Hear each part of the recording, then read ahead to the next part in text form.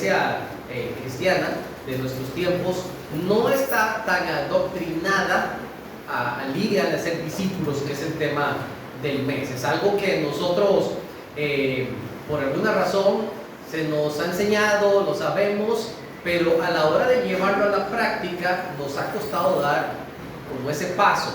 Y entre más lo voy estudiando, más me voy dando cuenta que sí tenemos muchas maneras en las que podemos cumplir con este mandamiento y que tal vez podemos hacerlo un poquito más conscientes de lo que estamos haciendo, incluso ser hasta un poquito más intencionales en el hecho de nosotros hacer discípulos en todas las áreas.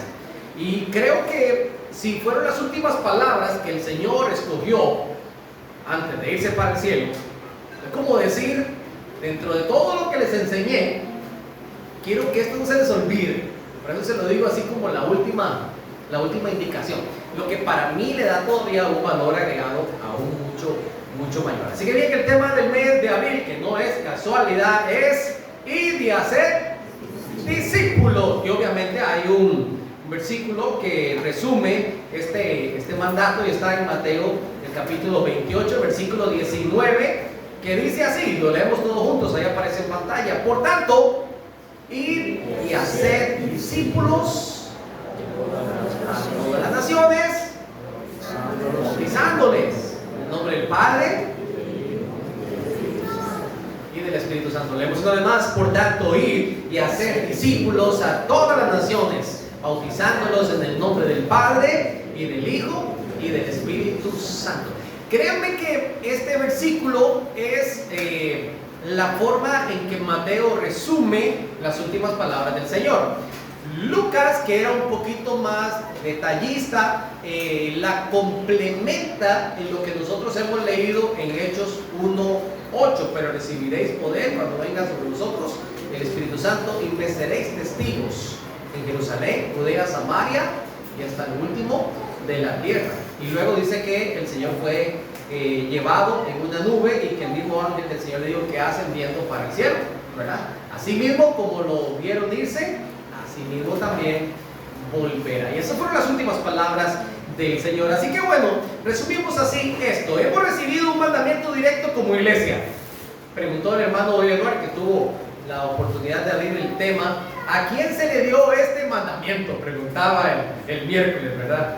Y de repente uno, tratando de esquivar un poquito el tiro, uno dice a los discípulos, ¿verdad? Dice uno como para tratar de esquivarse un poquito el tiro, ¿verdad? Pero realmente es a la iglesia, ¿verdad? A la iglesia que el Señor está fundando a través de los discípulos. Es un mandamiento que hemos recibido, un mandamiento directo.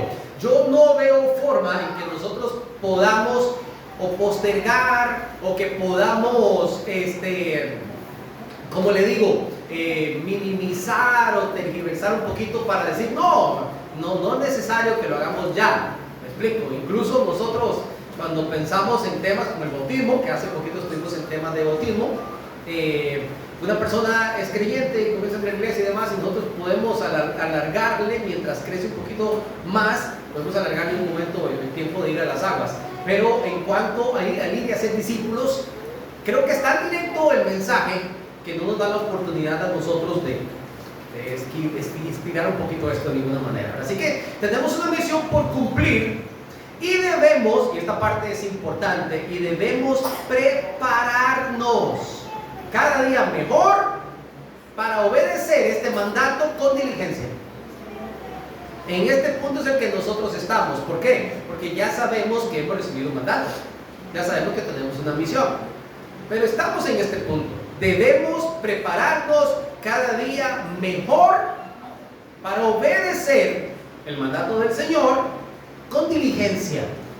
¿Cuántos dicen amén? Yo mismo tengo que prepararme bastante para poder cumplir con eso. No podemos obviar la contrariedad que el enemigo pondrá en nuestro camino. Desde que usted decide ir y hacer discípulos, el enemigo va a buscar la manera de impedirlo. Incluso, entre más usted quiere consagrarse al Señor, más el enemigo va a estar ahí molestando. De hecho, Pablo lo dijo a Timoteo: todo aquel que quiere vivir piadosamente va a sufrir persecución. No es que quizás, es que va a pasar por ahí. Entonces, sabemos que cuando queremos obedecer al Señor, y más si queremos obedecer este mandato, por ahí más adelante vamos a estar hablando un poquito acerca de esto, de la contrariedad que el enemigo pone al cumplimiento de ir y hacer discípulos. Y es tan curioso porque Satanás lo que hace es que nos adormece para que nosotros no obedezcamos.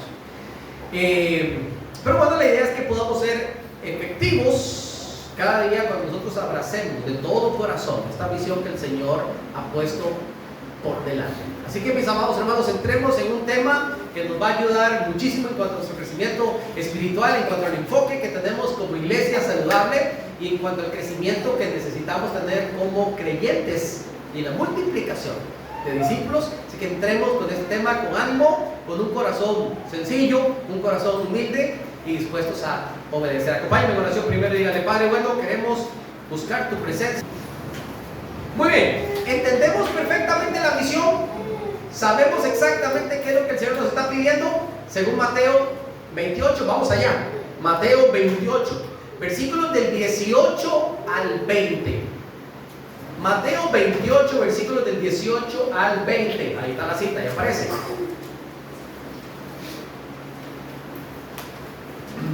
Vamos a tratar de entender qué es lo que el Señor quiso decirle a sus discípulos. Así que tenemos que irnos allá, a ese momento específico, minutos antes de que el Señor fuera llevado al cielo, o que Él fuera al cielo. ¿Y qué fue lo que quiso decir? Vamos a Mateo capítulo 28, versículos del 18 al 20. Y quiero que leamos este pasaje todos juntos para que podamos entenderlo. Versículos del 18 al 20. ¿Lo tenemos, mis amados hermanos? Leemos todos juntos, léanlo conmigo. Y Jesús se acercó y les habló diciendo: toda potestad me dada en el cielo y en la tierra. Por tanto, id y haced discípulos a todas las naciones, bautizándolos en el nombre del Padre y del Hijo y del Espíritu Santo, enseñándoles que guarden todas las cosas que os he mandado, y he aquí yo estoy con vosotros todos los días hasta el fin del mundo. Amén. Este mandamiento viene con promesa incluida, ¿notaron?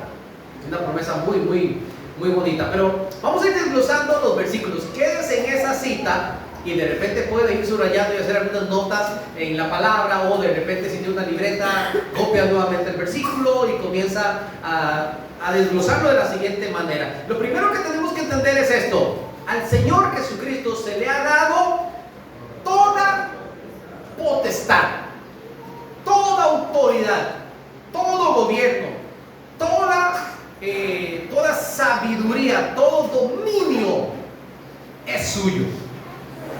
Su nombre es un nombre sobre todo nombre, el nombre del Señor Jesús. Él es magnífico, Él es el Altísimo, el Soberano. Como Él no hay nadie más. Entonces, cuando el Señor da esos requisitos que nos pide a nosotros como iglesia, primero Él impone su autoridad. ¿Podremos nosotros rebelarnos? ¿Podremos nosotros en rebeldía decir: bueno, ¿y ese quién es para que yo le haga caso? ¿Tenemos nosotros dónde huir? ¿Tenemos dónde escapar? De ninguna manera. Toda autoridad, toda potestad es suya. Mi amado hermano, usted y yo como creyentes, solamente nos corresponde obedecer y entender quién es nuestro Dios, entenderlo por completo y saber quién es Jesucristo. Pablo lo resumió, y esto lo hemos visto en algunas oportunidades también. Hace unos minutos Jason leyó en Hebreos el capítulo 1. Vamos a Colosenses capítulo 1, versículos del 15 en adelante. Colosenses capítulo 1, versículos del 15 en adelante. Ya hemos leído esto. Y en Hebreos capítulo 1, también los primeros 4 versículos por allí, lo resumen de una manera hermosísima. ¿Quién es nuestro Señor? Colosenses capítulo 1, versículos del 15 en adelante. Y Él es la imagen del Dios invisible. Voy a parar un poquito por ahí. A Dios nadie le ha visto jamás, ¿cierto? Porque Dios es invisible. Pero Jesucristo, que es Dios mismo, se humanó y tomó forma de hombre, haciéndose semejante a nosotros, pero sin pecado. Él es la manifestación física de toda la gloria y de todo el poderío de nuestro Dios. Él es la imagen del Dios imposible. Él es el primogénito de toda creación. La palabra primogénito significa el más importante, o de quien desciende toda la creación. Y lo explica, porque en Él fueron creadas todas las cosas. En aquel que se reveló, en Él, en su nombre, fueron creadas todas las cosas, las que hay en los cielos, los que hay en la tierra, visibles e invisibles, sean tronos, sean dominios, sean principados, sean potestades. Todo fue creado por medio de Él y para. Por eso es que Él es el único que es digno de toda nuestra adoración, porque toda potestad le ha sido dada. Y Él es antes de todas las cosas. Aquí entendemos su eternidad. Algunas personas tienen un pequeño problema para entender si Jesucristo es Hijo de Dios, como suponiendo que Jesucristo fue creado por Dios. Este versículo lo explica. Y Él es antes de todas las cosas, y todas las cosas en Él subsisten. Es imposible pensar que Jesucristo es una creación de parte de Dios, porque Él fue el que creó todas las cosas. ¿Sabe lo que está diciendo Pablo? Jesucristo es Dios, y como Él no hay absolutamente nada. Todas las cosas en Él subsisten. La naturaleza verde que hay en esas selvas amazónicas que crecen por sí mismas, ¿quién las sustenta? ¿Quién sustenta esa cadena alimenticia que usted y yo ni vemos? Todo lo que es visible e invisible está siendo creado, sustentado por nuestro Señor Jesucristo. Y Él es la cabeza del cuerpo, que es la iglesia. Él es el principio, el primogénito entre los muertos, para que en todo tenga la preeminencia. ¿Alguien tiene en el versículo 18 en otra versión? Versículo 18. ¿Alguien que me lea el versículo 18 en otra versión? Y Él gobierna su iglesia y le da vida. Él es la cabeza, la iglesia es su cuerpo. ¿Hasta ahí? Ok. A Cristo es el principio de todas las cosas, por eso Él fue el primero en resucitar, para que ocupe el primer lugar en todo. Para que ocupe el primer lugar en todo, dice el versículo 19, por cuanto agradó al Padre que en Él habitase, en Jesucristo, toda plenitud.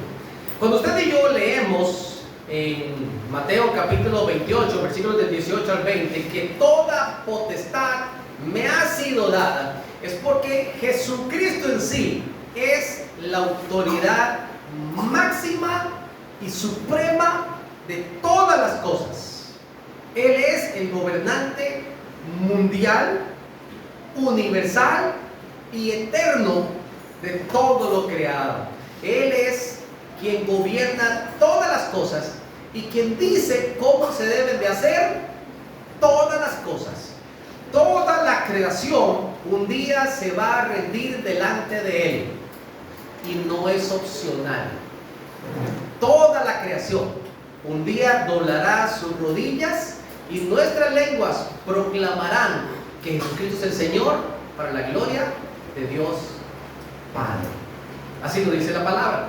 Así que cuando Él dice, por tanto, responde a esta primera iniciativa de que toda potestad me ha sido dada. Por tanto, ¿qué nos queda a nosotros? Literalmente, obedecer. No necesitamos más argumentos, ¿cierto? Simplemente por lo que Él es, nosotros obedecemos. Por tanto, y aquí hay una pequeña palabrita que es id. Id. Bueno, ahí va a aparecer en ustedes la forma en que se transcribiría del griego la palabra poreu,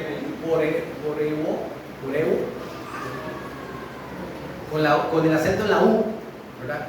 Trate usted de imaginarlo cómo se dice. El poreu, más o menos. ¿Qué significa? Vaya.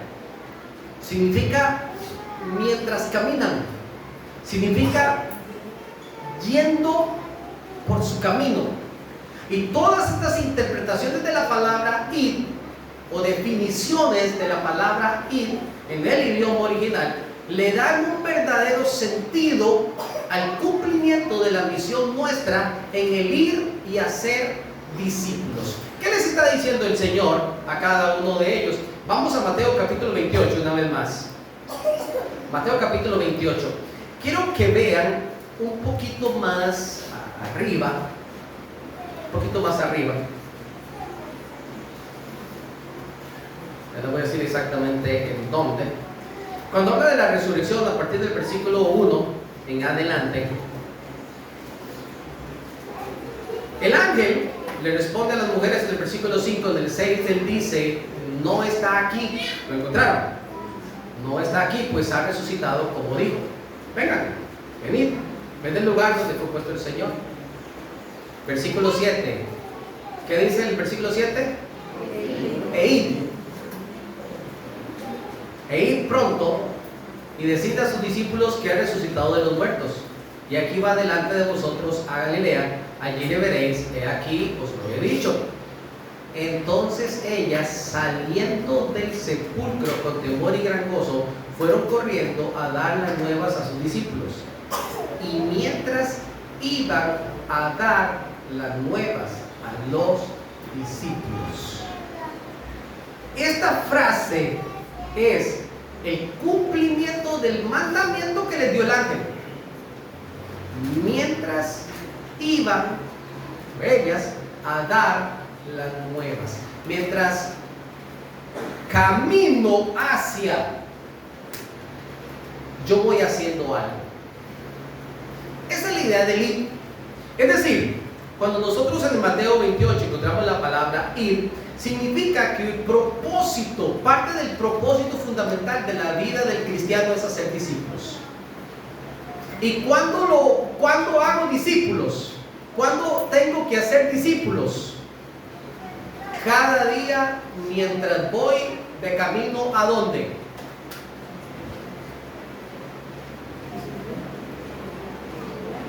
A la gloria. Mientras voy de camino a la gloria, ¿qué tengo que hacer?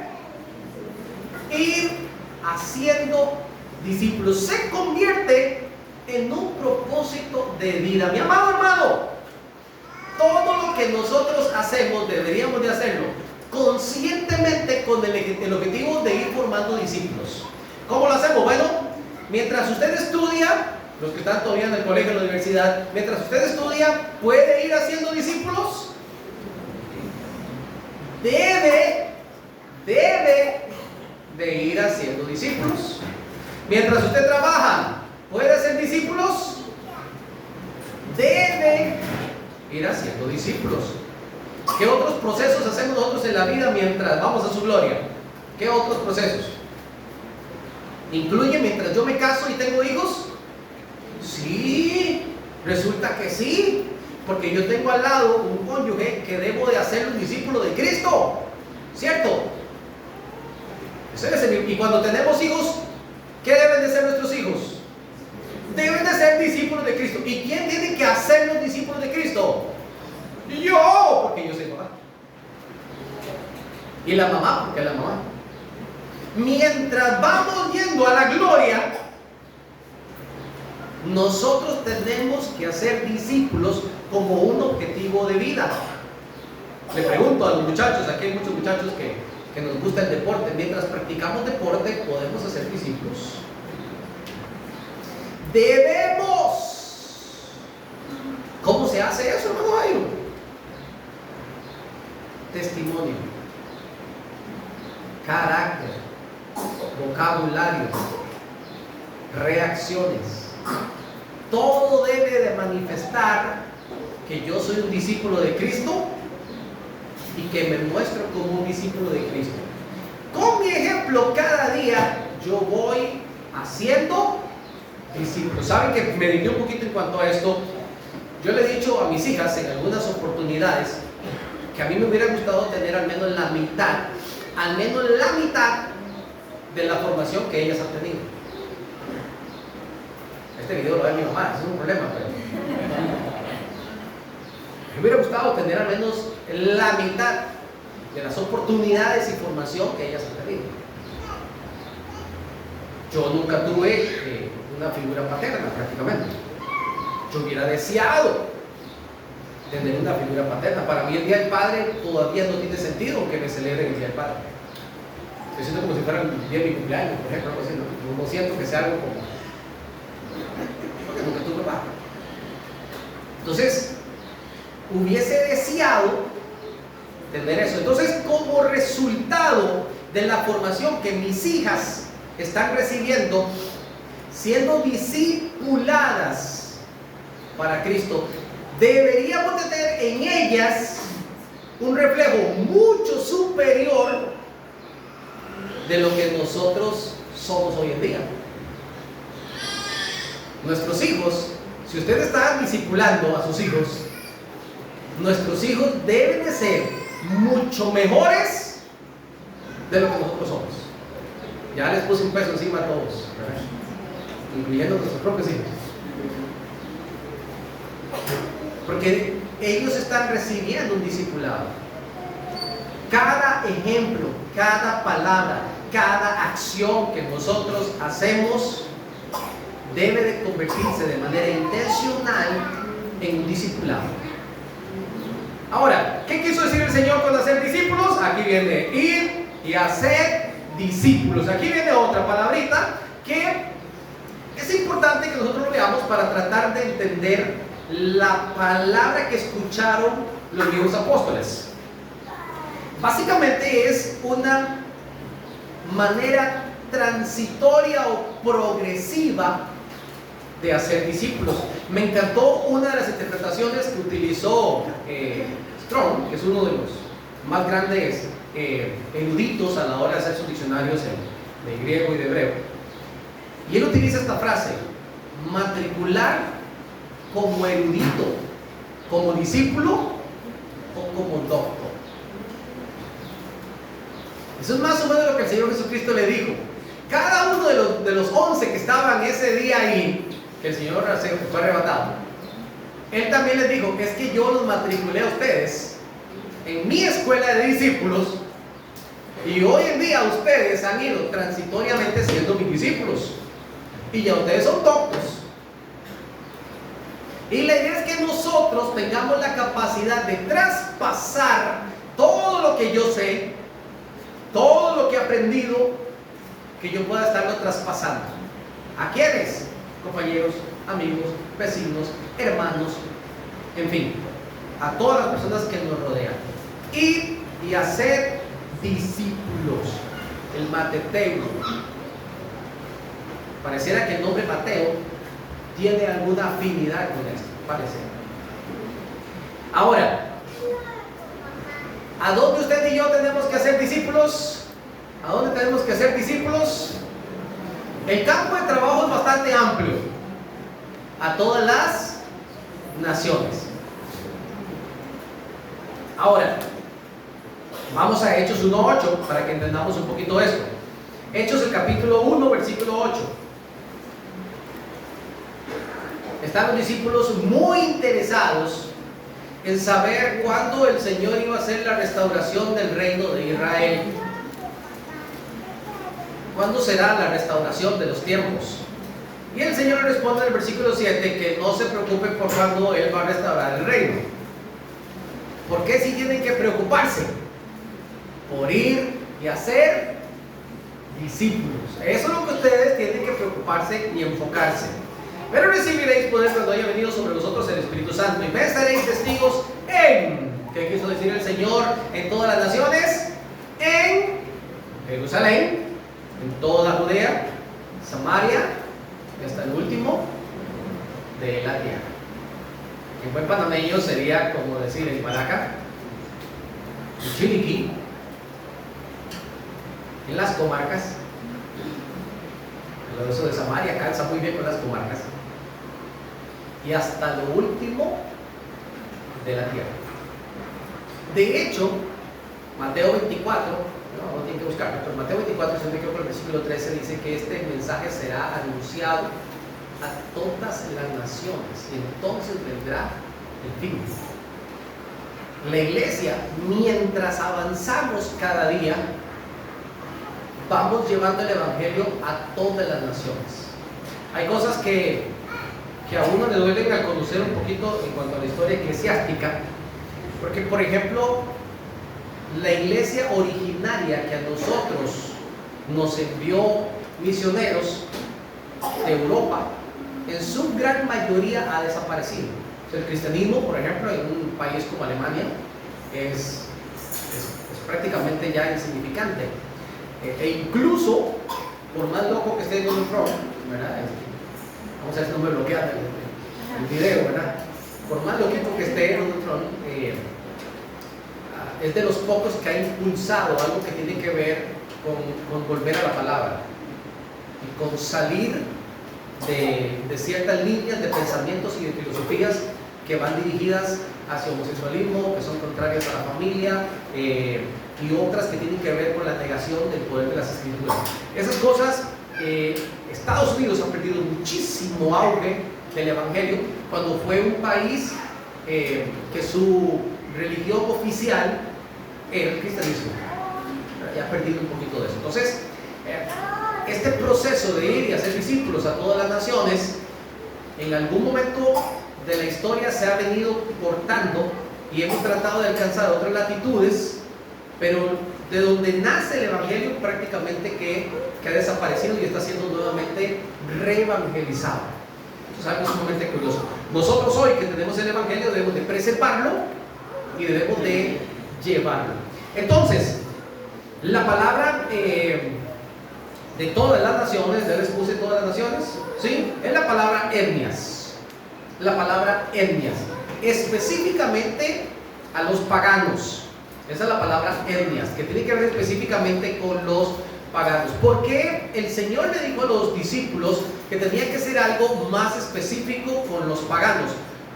Y es algo bien curioso, porque si usted recuerda, cuando el pueblo de Israel comenzó a sentarse como iglesia en Jerusalén, hubo una gran persecución a partir del capítulo 9 con la muerte de Esteban, y las personas que salen de esa persecución o de esa diáspora, dice la escritura que iban hablando únicamente a los judíos. Esto me parece a mí muy contradictorio al mandato original que ellos escucharon de parte del Señor Jesucristo, que tuvieron que haber entendido, pero que había otro grupo que eran más piadosos que también compartían a judíos y a griegos, y sobre ellos dice con una mayor bendición, incluso en cuanto a el fruto que dio ese trabajo. Así que a pesar que la tendencia era de judío a judío y que el evangelio lo asimilaron como para ellos únicamente, el mandato del Señor es que toda etnia, toda tribu, lengua y nación debe de conocer que Jesucristo es el Señor. Por eso es que nosotros nos llamamos Iglesia de Jesucristo es el Camino, y nuestro propósito es que toda familia en Hualaca sepa que Jesucristo es el camino, la verdad y la vida, y Dios quiera que decidan seguirlo, ¿verdad? Para salvación. Pero ese es nuestro llamado a todas las naciones. Nosotros debemos de hacerlo de manera simultánea. Es la forma en que más puedo interpretarla con un poquito más lógica. Es decir, yo sé que no todos nosotros vamos a ir hasta el fin del mundo para predicar el evangelio, pero por eso apoyamos movimientos misioneros. Por eso oramos por nuestros misioneros, porque es la forma en que simultáneamente aquí en nuestra Jerusalén y fuera de nuestra Jerusalén estamos entonces llevando el evangelio. Luego dice la Escritura que debemos de bautizarlos en el nombre de nuestro Dios Padre, Hijo y Espíritu Santo. Esta palabra de bautizarlos es una palabra interesante porque lo que significa es sumergirlos hacia adentro. No sé si les puse la... sumergirlos hacia adentro. Esto me encantó porque claro que nosotros entendemos el bautismo como una inmersión en agua y obviamente es la parte de lo que es el bautismo. Pero realmente lo que el Señor Jesucristo estaba diciendo, el bautismo es, vamos a decir, el simbolismo que se utiliza. Pero la intención que tenemos es de jalar a las personas hacia adentro, como un imán, como la fuerza magnética de un imán. Nosotros deberíamos de estar haciendo discípulos para atraer personas hacia adentro. Eso es parte del trabajo que nosotros tenemos que hacer, es parte del llamamiento. Yo recibo de parte de Dios la instrucción que me lleva a la salvación, y esto no me lo dejo para mí mismo, sino que busco la manera de insertar a otros hacia adentro, de traerlos. Y utilizamos el ejemplo o el simbolismo del bautismo. Ahora, dice la Escritura que tenemos que enseñarles todas las cosas que Él nos ha mandado. Aquí, mi amado hermano, es donde hablábamos que necesitamos prepararnos cada vez más para poder cumplir con la misión que tenemos por delante. ¿Qué es hacer discípulos? Según el versículo 20, véanlo claramente, según el versículo 20, esto es una forma que pudiéramos nosotros resumir de cómo hacemos discípulos. Dice el versículo 20, enseñándoles que guarden todas las cosas que os he mandado. Usted y yo tenemos que enseñarle a nuestros hijos todas las cosas. Tenemos que enseñarle a nuestros compañeros, a nuestros familiares, a todas las personas que nos rodean. Tenemos que enseñarles todo lo que el Señor Jesucristo nos ha enseñado. Ahora, esto lo voy a hablar ahorita en el siguiente punto, pero dependerá de la calidad del discípulo que yo sea de Cristo, la calidad de discipulado que yo voy a ofrecer. ¿Cuánto he aprendido yo del Señor? ¿Cuánto sé yo del Señor? ¿O cuánto quiero enseñar del Señor? En la medida en que yo soy un buen discípulo de Cristo, seré un buen discipulador. Si yo soy un discípulo término medio, ¿qué voy a enseñar? Hasta donde yo llegue al término medio. Me preguntó una vez una persona, hermano, ¿es malo ir, por ejemplo, a las fiestas del 2 de agosto? Y yo me quedo viendo al hermano, y yo tengo muy clarita mi posición. Yo empecé por ahí. Yo no voy. Yo. ¿Y por qué, hermano? Bueno, porque la Escritura dice que nosotros no debemos de participar en nada de lo que tenga que ser ofrecido a los ídolos. Ajá. Entonces, cuando estamos leyendo el pasaje habla de los débiles en la fe. Y el pasaje dice que si un débil nos ve a nosotros participando de esas cosas, entonces se va a sentir confundido. La siguiente pregunta obligatoria fue: ¿entonces es más por los débiles en la fe? La respuesta es correcta. Pero entonces no tiene nada de malo que uno participe. Mire por dónde va. Entonces, en realidad, yo puedo ir porque no es malo, pero sería malo si estoy defraudando a un débil en la fe. Más o menos. Por eso yo no voy, insisto, por eso yo no voy. Si yo ando buscando justificaciones de lo que puedo hacer o no hacer, eso es lo que yo voy a enseñar también a otros. Vaya, eso no tiene nada malo, vaya. Oye, que nadie te vea. ¿Me explico? ¿Qué clase de discípulo yo soy? ¿O qué clase de discipulador yo seré? En la medida en que yo he sido enseñado, así voy a enseñar. ¿Cierto? Entonces nosotros tenemos que verlo desde ese punto de vista porque es el mandamiento que el Señor nos ha dejado. Por supuesto que se lo está diciendo directamente a los discípulos que fueron enseñados por el Señor Jesucristo en todo. En todo fueron enseñados. Así que claro que tenemos una ventaja hermosa en cuanto a eso. Pero el objetivo del discipulado es que nosotros podamos enseñar todo lo que hemos aprendido del Señor. Cuando usted y yo de repente escuchamos una mala palabra, algún compañero de trabajo, alguna situación, escuchamos a alguien que dice una vulgaridad por ahí. Muchas veces nosotros tal vez nos sintamos en la autoridad, quizás es la palabra, como para reprender, tal vez la confianza para reprender eso.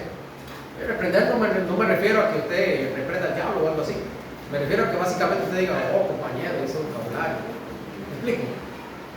Pero a veces uno va a caer mal con ese tipo de cosas. Si usted tiene la confianza, hágalo. O si se está refiriendo a algo con usted, hágalo. ¿Me explico? No le tiemble el pulso. Si no es directamente con usted y no tiene la confianza, yo sé que no te vas a sentir en ambiente para reprender específicamente eso. Y quizás estamos hasta saliendo. Lo que sí usted no puede hacer es, por ejemplo, echarse a reír. Algunas veces las malas palabras, dependiendo del contexto, oiga, dan risa. Usted no puede participar de eso porque es como que usted esté aprobando lo que se dice. ¿Me explico? Entonces nosotros con nuestra actitud y con nuestro ejemplo estamos llamando a ese discipulado. Estamos participando en un discipulado activo. Cuando el Señor Jesucristo le dice, ustedes tienen que enseñar todo lo que yo les he mandado, es porque Él ya les había dado el ejemplo. Cuando usted a un compañero de trabajo le dice, oiga, no hable así de las señoritas, pero Él te ha escuchado a ti hablando así, ¿con qué autoridad nosotros vamos a hacer eso? ¿Me explico? O no utilice ese vocabulario, pero yo también participo en ese vocabulario. Entonces el ejemplo se va a convertir en la clave. Hace unos años nos contaba un profesor, un pastor, que iba de camino por la zona de Turrialba, caminando. Él era pastor en esa zona,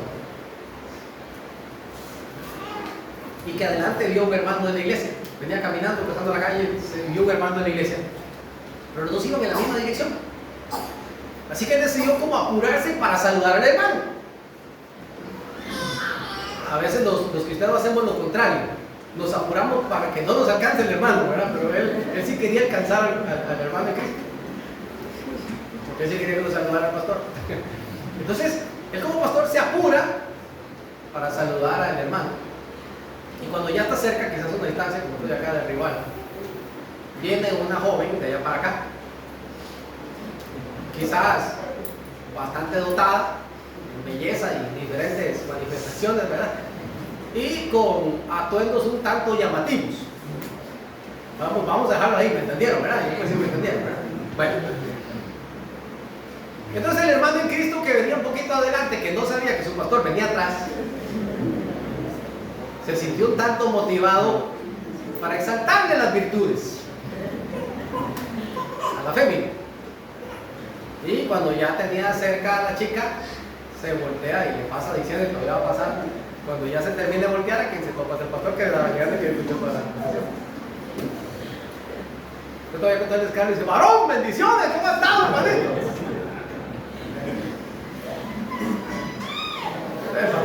Ahí mismo el pastor una vez le dio su reprendida también, ¿verdad? No sé, usted tan hipócrita que te acabo de escuchar lo que le dijiste a la muchacha, ¿verdad?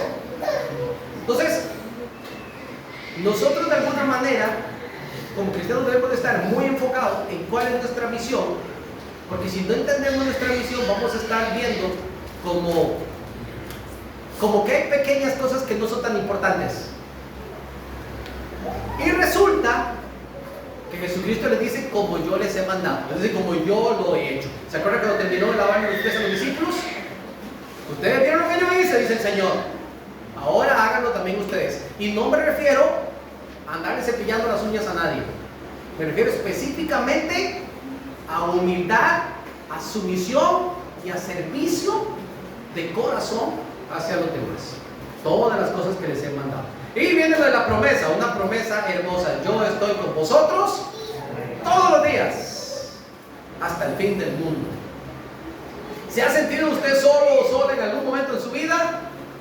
Ya no se sienta más solo. Ahora, bueno, sí tengo que decir que bíblicamente toda promesa siempre tiene una premisa, ¿verdad?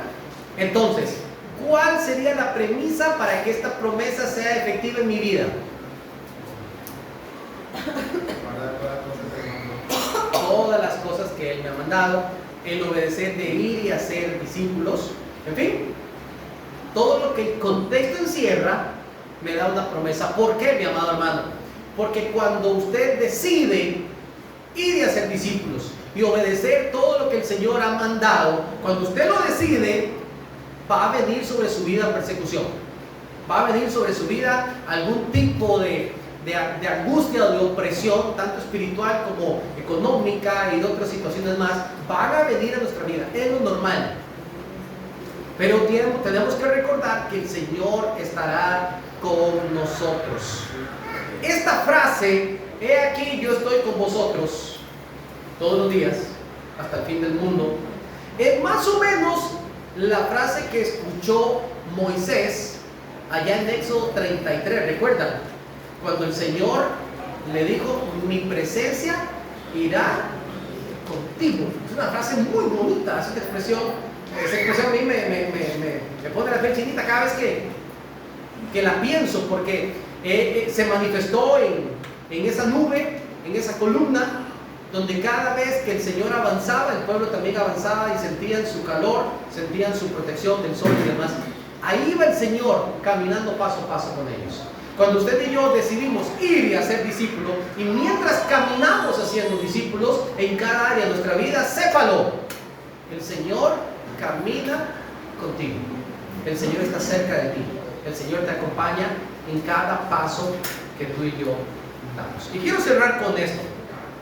Siendo discípulos de Cristo, evidentemente nosotros no podemos hacer discípulos si no me convierto yo primeramente en un discípulo de Cristo, ¿cierto? Porque les repito, ¿qué calidad de discipulado yo voy a ofrecer si primero yo no soy un discípulo de Cristo? Yo les voy a decir otra cosa. Tampoco es que usted tenga que tomar 20 años de capacitación para decir, ahora sí voy a ser un discípulo, o ahora sí voy a ser discípulos. Me atrevo a preguntarle a Javier Epifanio, que los tengo acá, ¿cuánto tiempo debería un creyente tomar para comenzar a ser discípulos? Y me atrevo a apostar que los tres vamos a concluir que incluso hasta en un año ya una persona puede ser discipulador. Me atrevo a apostar. Porque lo que yo voy aprendiendo cada día es lo que yo tengo que ir compartiendo. ¿Saben a mí qué me llama la atención? ¿Recuerdan ustedes la mujer samaritana? La mujer samaritana tenía esta y la vida. Todavía el Señor le dijo en su cara, tráigame a su marido para que hablemos. Ay, disculpe, Señor, yo no tengo marido, ¿verdad? Estoy soltera. Sin compromiso no, pero soltera sí. Yo no tengo marido. Sí, porque maridos oficiales, ¿cuántos has tenido?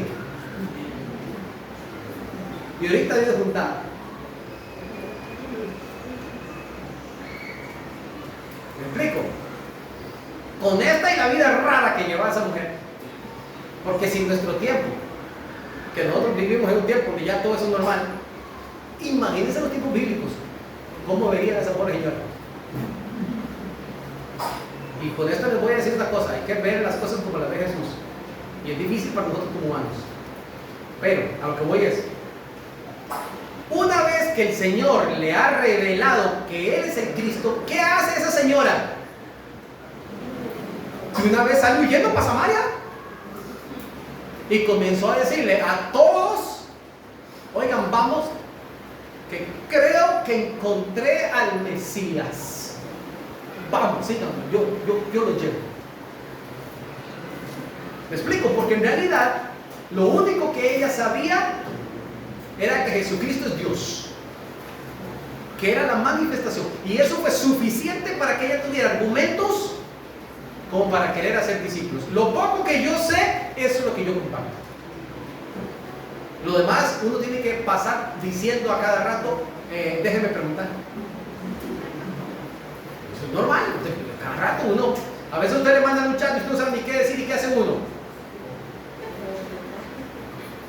Decía un hombre maduro, yo llamo a mi mamá, ¿verdad? Así es un hombre maduro, yo llamo a mi mamá. Te llama a un hermano en Cristo, hermano, ¿usted qué piensa de esta cosa? Ok. A mí me escribe todos los días del mundo gente para preguntarme, hermano, ¿qué hace en tal caso? ¿Qué versículo podemos decir? Hermano, ¿qué piensa de esta cosa? Todos los días del mundo. Y déjeme decirles que eso está bien. Si usted no sabe algo, pregunte. Así debe ser. Entonces, la justificación de por qué yo tengo que ser un buen discípulo de Cristo es porque si quiero obedecer al Señor, primero tengo que ser un buen discípulo. Entonces, nadie puede hacer discípulos si no se propone a sí mismo ser un buen discípulo de Cristo. ¿Estamos de acuerdo con eso? Con esto les estoy diciendo que el plan número 1 es que a partir de hoy yo me quiero convertir intencionalmente en un buen discípulo de Cristo. Y que todas las cosas que yo hago las voy a hacer conscientes de que mi ejemplo está discipulando. Para bien o para mal, pero estoy discipulando. ¿Me explico? Ok, número 1, primera característica de aquellos que queremos ser siempre discípulos de Cristo. Número 1, entendemos que siempre tenemos que aprender. Vamos a Mateo capítulo 10, 24. Mateo 10, 24.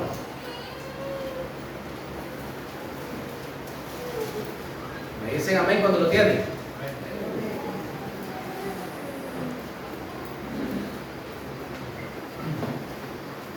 Aquí hay un principio. Un principio aplica en cualquier época y en cualquier circunstancia. Por ejemplo, todo lo que el hombre siembre, eso también va a cosechar. Es un principio, aplica en cualquier época y en cualquier circunstancia. Si usted siembra para la carne, cosechará de la carne. Siembra el espíritu, cosechará del espíritu.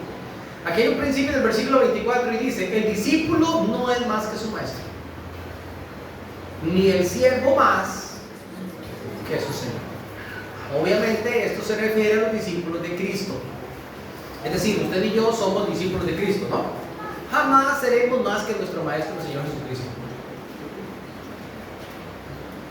Acá yo puedo decir que Rivaldito puede ser un discípulo mío, Christopher puede ser un discípulo mío, Edgar puede ser un discípulo mío, porque nosotros vamos transmitiéndoles a ellos lo que el Señor nos ha enseñado. ¿Pueden ellos llegar a ser más que yo? Sí, sí. Y Dios quiere que así sea, ¿verdad? Dios quiere que así sea, para el beneficio de la obra. Pero en cuanto al Señor Jesucristo, es imposible que nosotros lleguemos a ser más que Él. En pocas palabras, yo siempre tengo algo que aprender de mi Maestro, ¿cierto? Entonces, si nosotros nos convertimos en discípulos de Cristo, lo primero que tenemos que decirnos a nosotros mismos es: quiero aprender más de Él, quiero aprender más de Él, siempre tengo algo más que aprender de Él, porque yo nunca seré más que mi Señor, jamás. Entonces yo necesito cada día aprender de Él. Debemos de tener una actitud de humildad, debemos de tener una actitud y un corazón abierto. En nuestra mente y nuestro corazón debemos tenerlo como siempre abierto para aprender cosas nuevas. Decía Miguel Núñez que dentro de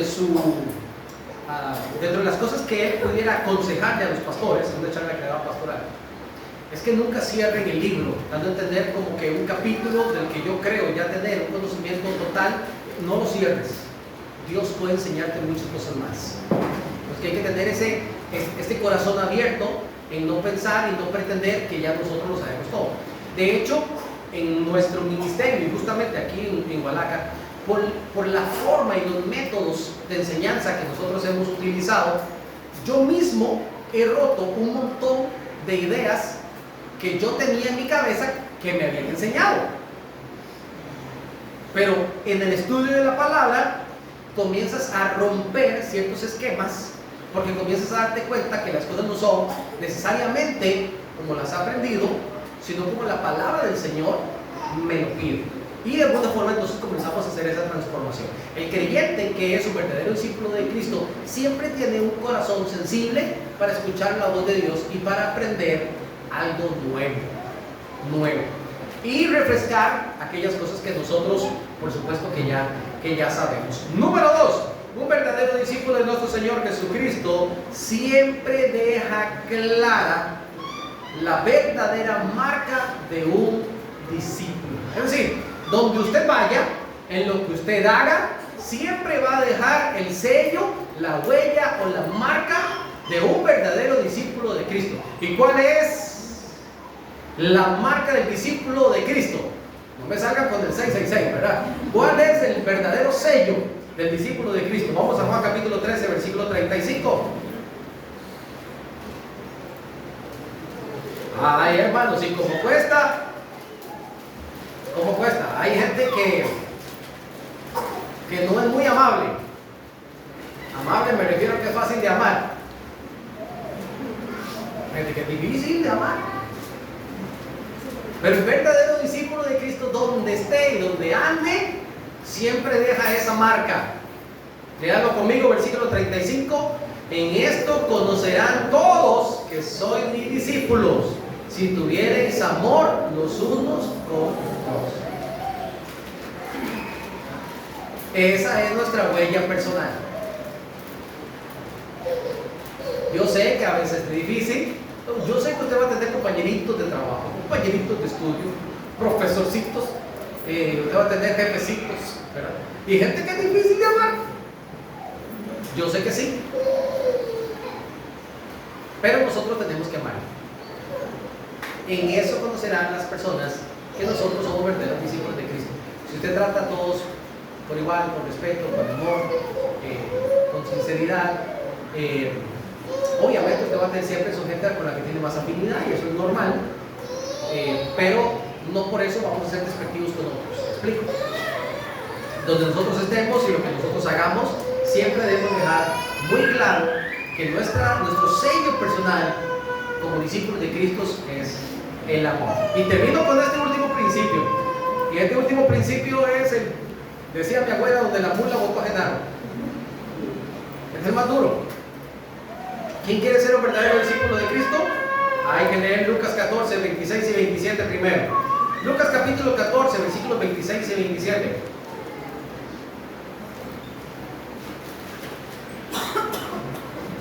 Lucas capítulo 14, versículos 26 y 27. ¿Lo tenemos?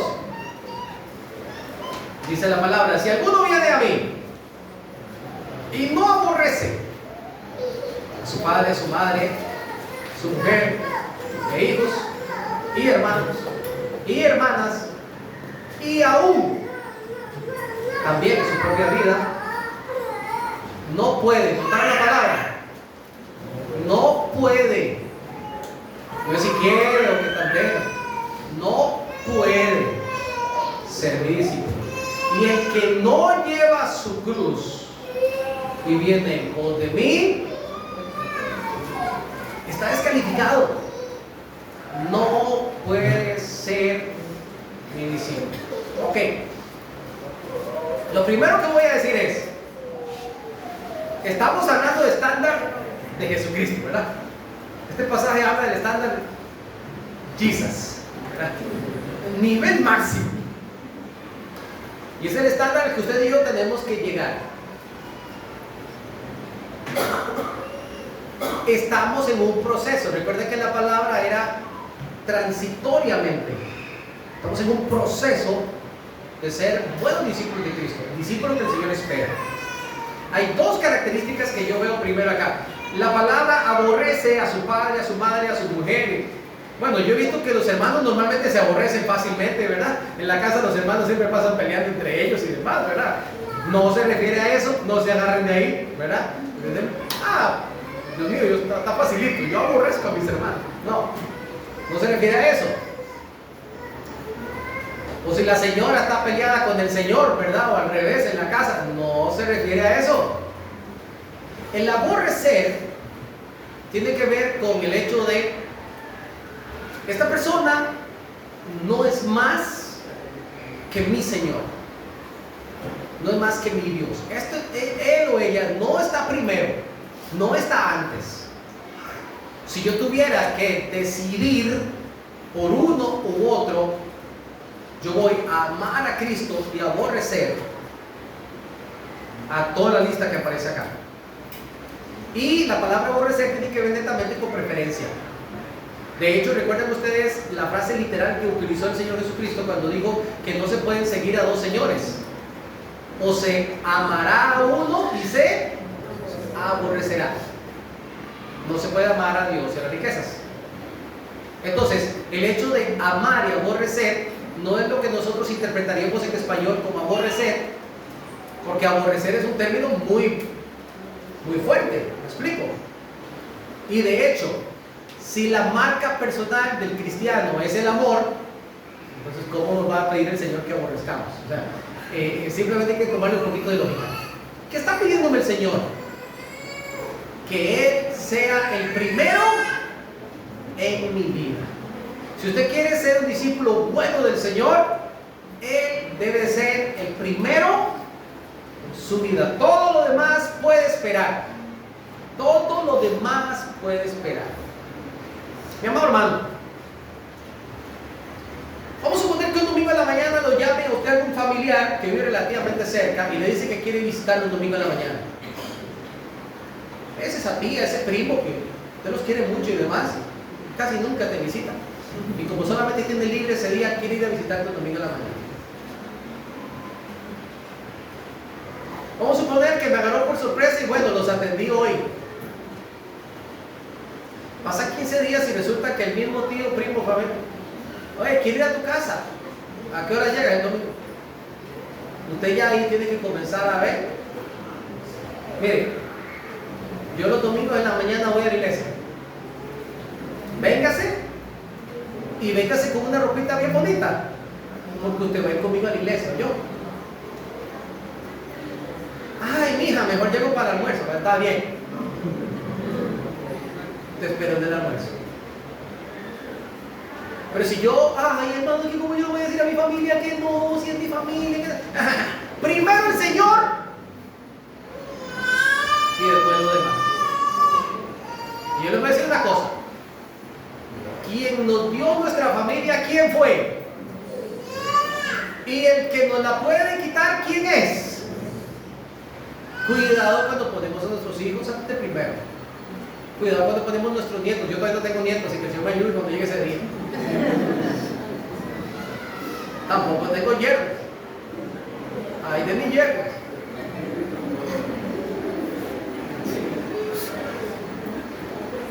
Pero cuidado, porque quien nos da las cosas también nos las puede quitar, porque Él me exige ser el primero.